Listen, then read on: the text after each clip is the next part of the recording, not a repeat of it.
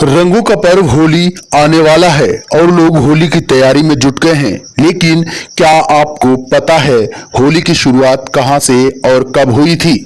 अगर नहीं जानते तो आइए हम आपको बताते हैं।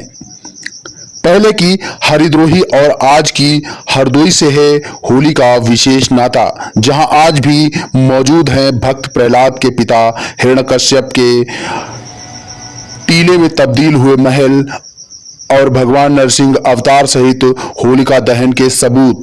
यहीं से हुई थी होलिका दहन की शुरुआत, जहां अपने भाई हिरण्यकश्यप के आदेश पर अपने भतीजे भक्त प्रहलाद को अपनी गोद में लेकर मारने की नीयत से जलती आग में बैठी थी होलिका।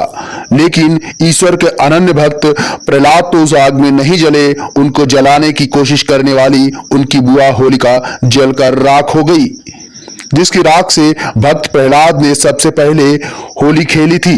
तभी से होलिका दहन की परंपरा शुरू हो गई। तभी से असत्य पर सत्य की जीत और भाईचारे के रूप में होली का त्योहार मनाया जाने लगा। होली की शुरुआत करीब 5000 साल पहले हरदोई से हुई थी। हिरण्यकश्यप की राजधानी, जिसे हरिद्रोही कहा जाता था, जो आज हरदोई के नाम से जानी जाती है, यहीं पर सबसे पहले होलिका जली थी, जिसके बाद उसकी राख से प्रहलाद ने होली खींची थी। तभी से होली की शुरुआत हुई थी। होली की शुरुआत आज से करीब 5000 साल पहले हरदोई से हुई थी, जहां आज भी 5000 साल पुराना नरसिंह भगवान का मंदिर और प्रहलाद घाट सहित हिरण्यकश्यप के महल का खंडहर मौजूद है, जो आज भी होली दहन की गवाही दे रहे हैं। पुराणों में वर्णन है कि हिरण्यकश्यप भगवान को अपना शत्रु मानता था, द्रोही मानता था। इसलिए हरदोई जिले का पुराना नाम हरिद्रोही था, क्योंकि यहाँ हिरण्यकश्यप की राजधानी थी। पौराणिक कथाओं के अनुसार हिरण्यकश्यप ने भगवान विष्णु के अनन्य भक्त और हिरण्यकश्यप के पुत्र प्रहलाद के खिलाफ कई जुल्म किए और बदला लेने के लिए उसने कई साजिशें भी रची थी। लेकिन हिरण्यकश्यप के बेटे प्रहलाद ने भगवान विष्णु की भक्ति में अपना जीवन समर्पित कर दिया था, जो उनके पिता को बिल्कुल पसंद नहीं था। हिरण्यकश्यप ने कई बार प्रहलाद को मारने की कोशिश की, लेकिन भगवान की कृपा से वह हर बार बच जाता था। तब उसके सभी उपाय फेल हो गए। तो एक दिन हिरण्यकश्यप ने अपनी बहन होलिका से प्रहलाद को मारने के लिए कहा, क्योंकि होलिका को भगवान से यह वरदान प्राप्त था कि वह आग में बैठती थी तो वह जलती नहीं थी। इसलिए होलिका ने प्रहलाद को अपनी गोद में लेकर आग में बैठ गई। लेकिन भगवान विष्णु की माया के अनुसार होलिका जलकर भस्म हो गई, जबकि प्रहलाद बच गया। उसी समय हरदोई के लोग इस घटना से बाद बहुत खुश हुए और जलती हुई चिता की राख से होली खेली, उसको उड़ाया, एक दूसरे को लगाकर खुशी मनाई। तभी से होली त्योहार की परंपरा शुरू हो गई। वहीं आपको बता दें कि ये वही हरदोई है जहां एक नहीं बल्कि भगवान विष्णु ने 2 बार अवतार लिया था। भगवान विष्णु ने 52 अवतार भी इसी धरती पर लिया था, तो वहीं नरसिंह अवतार भी इसी धरती पर लिया था। हिरण्यकश्यप ने हरदोई में रा अक्षर के उच्चारण पर भी रोक लगा दी थी। हिरण्यकश्यप के रा शब्द के उच्चारण पर रोक लगाने का प्रभाव आज भी यहाँ की भाषा में देखा जा सकता है। यहाँ के बुजुर्ग आज भी हरदोई को हदोई और मिर्चा जैसे शब्द को मिर्चा जैसे शब्दों से उच्चारित करते हैं, यानी अनुवांशिक तरीके से कई स्थानों पर रा शब्द बोलचाल की भाषा में आज भी नहीं निकलता है। हरदोई में आज भी हिरण्यकश्यप के महल में खंडहर और प्रहलाद घाट मौजूद हैं, जो ऐतिहासिक घटना के साक्षी हैं। होली की शुरुआत हरदोई से होने की बात धार्मिक ग्रंथों और हरदोई गजेटियर में भी उल्लेखित है। हालांकि नगर पालिका की उपेक्षा के कारण प्रहलाद घाट कुंड दुर्दशा का शिकार है, जो अपनी बदहाली पर आंसू बहा रहा है और प्रशासन की कृपा दृष्टि की बाट जोह रहा है। इसी कुंड से सटा हुआ एक श्रवण देवी मंदिर भी है, जो कि एक शक्तिपीठ है। बताया जाता है कि यहाँ पर माता सती का कान गिरा था, जिसके बाद इस जगह का नाम श्रवण देवी पड़ गया। वहीं ये शक्तिपीठों में से एक शक्तिपीठ है।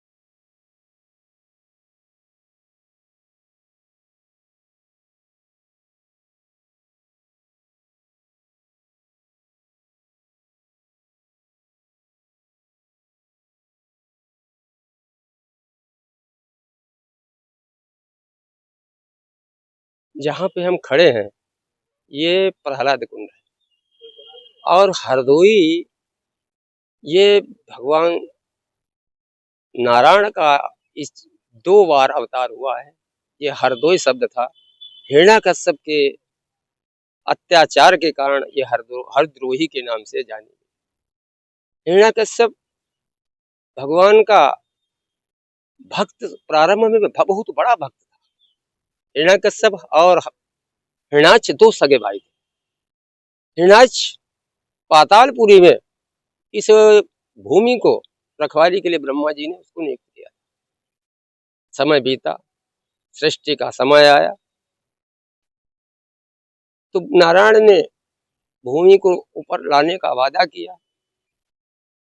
12 का रूप रख कर के जमीन को ऊपर लाने की कोशिश की। हिरण्याक्ष ने रोका तो भगवान के द्वारा मारा गया। हिरण्याकश्यप को क्यों जुड़वा भाई थे।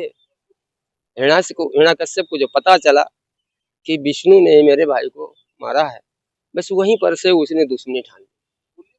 जो कोई नारायण का जाप पूजन पाठ करता था वो उनका पक्का दुश्मन हो जाता। भगवान नारायण की कृपा से उसके घर में एक प्रहलाद रूपी भक्त का जन्म हुआ। वो नारायण का परम भक्त।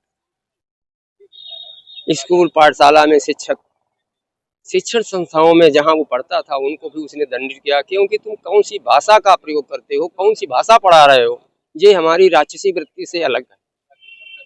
उसने मारने के लिए नाना प्रकार की यातनाएं की और आखिरी में उसने क्या किया, ये सामने नरसिंह भगवान की मूर्ति जो दृश्य दिखाई दे रहा है, इसी खंभ में उसने उसको बांध के मारा और खंभा फाटा और भगवान नारायण ने उसकी रक्षा की। उसके बाद पहले होलिका उसकी बहन थी, उसको वरदान था कि अग्नि उसके पास नहीं जा पाएगी, क्योंकि हमारे शास्त्र के अनुसार नारद पुराण में उल्लेख है कि होलिका के पास एक दुशाला था, वो सर पे डालती थी तो अग्नि उसके पास प्रवेश नहीं करती। प्रहलाद को लेके गोद में बैठी, हवा का वेग ऐसा हुआ वो दुशाला उड़कर प्रहलाद के ऊपर गिरा। प्रहलाद की रक्षा हुई और होलिका स्वयं भस्म। ऐसा कृत्य सुबह साथी लोग उनके गए कि प्रहलाद हमारा साथी खत्म हो गया, तो देखा वो धूली में खेल रहा है। तब से ये होली का त्योहार धूल में के ना अम्बेडकर के रंगों का त्योहार हो गया और वो हमारे देश प्रदेश में नहीं पूरे विश्व में इसका होली का त्योहार हमारी इस हरदोई जनपद से ही इसका प्रकट हुआ। और मेरा नाम रामविलास तिवारी, पुजारी श्रवण देवी।